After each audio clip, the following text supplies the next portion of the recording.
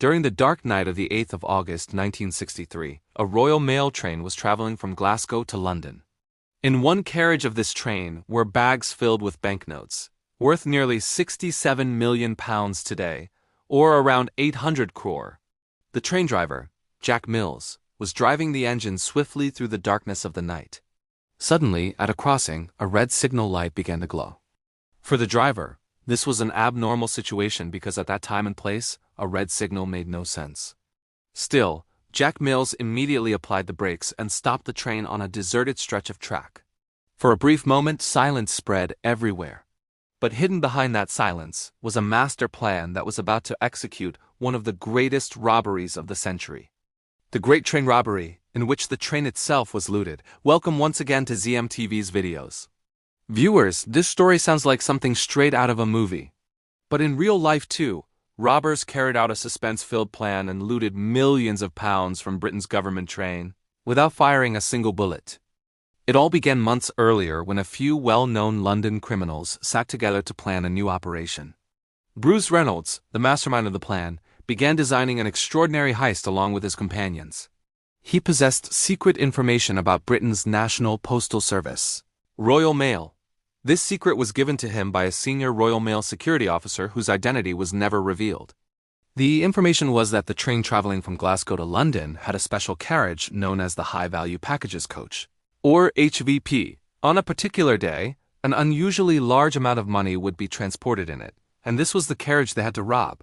Bruce Reynolds and his associates were experienced criminals, but they had no experience robbing a train.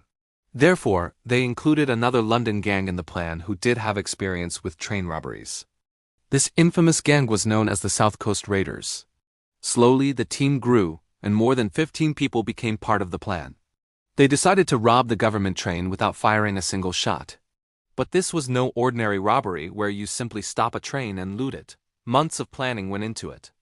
On the 7th of August 1963 at 6:50 p.m., the train departed from Glasgow Central Station for London.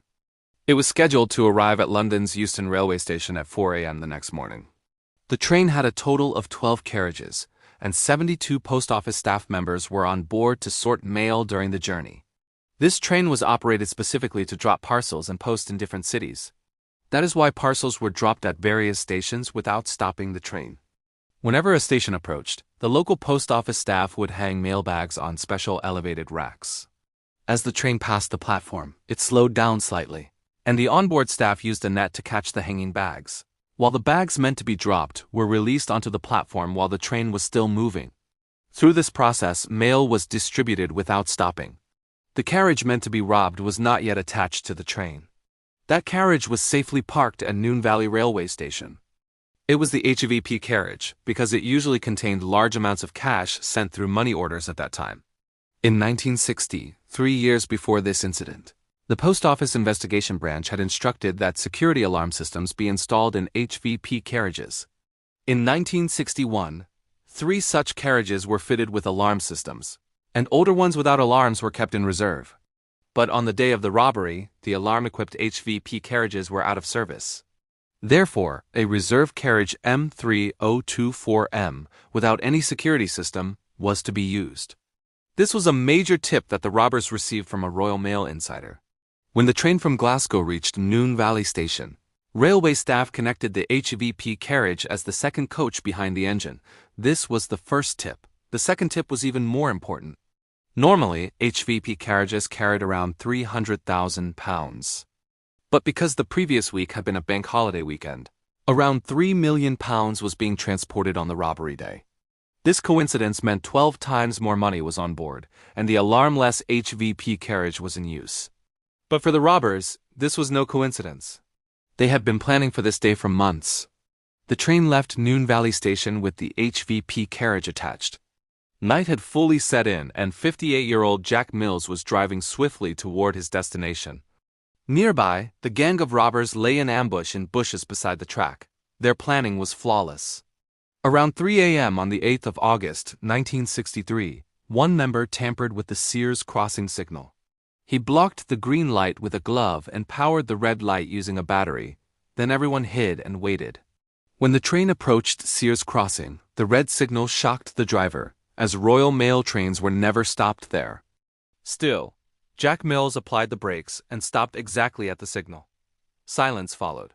The assistant driver, known as the second man, stepped down to use the trackside telephone to contact the signalman, only to find the line cut, part of the robbers' plan. As he turned back, robbers emerged and overpowered him. Others climbed onto the engine from both sides and tried to restrain the driver. When Jack Mills resisted, one robber struck his head with an iron rod, knocking him unconscious. While this chaos unfolded in the engine, other members detached the first two carriages from the rest of the train. Their plan was to drive the train away. About 1 kilometer from Sears Crossing was Glasgow Bridge, where their truck was waiting. They had brought a retired railway driver to move the train, but he panicked upon seeing the unfamiliar controls. Forced by circumstances, the robbers revived Jack Mills and compelled him to drive the engine 1 kilometer to Glasgow Bridge. The engine and two carriages moved again and stopped at the bridge.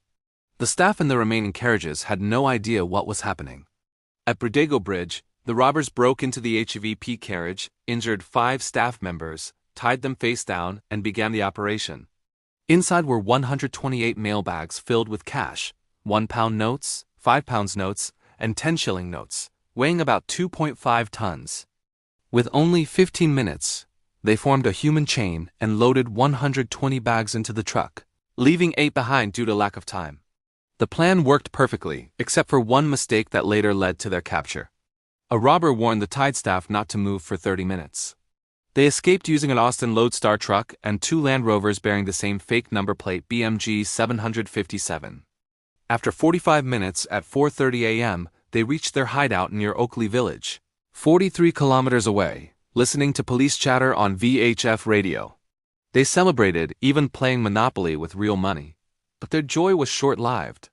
Radio reports revealed police were searching within a 50-kilometer radius, based on the staff's statement.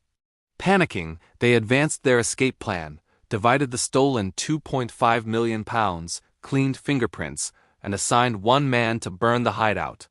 He took the money but fled without burning it. Police, aided by a neighbor's tip, raided the hideout, a rented leather Slade farm, finding evidence including bags, mail, and a hastily painted truck. Fingerprints on the Monopoly game matched criminal records, leading to arrests of 14 out of 16 robbers. 2 were never caught, the replacement driver and the Royal Mail insider. The court declared it the robbery of the century and sentenced most gang members to 30 years in prison. Glasgow Bridge became known as Train Robbers Bridge. Jack Mills never worked again and died 7 years later from trauma. We hope you enjoyed this Mern video. Thank you for your love and comments. See you in the next amazing video.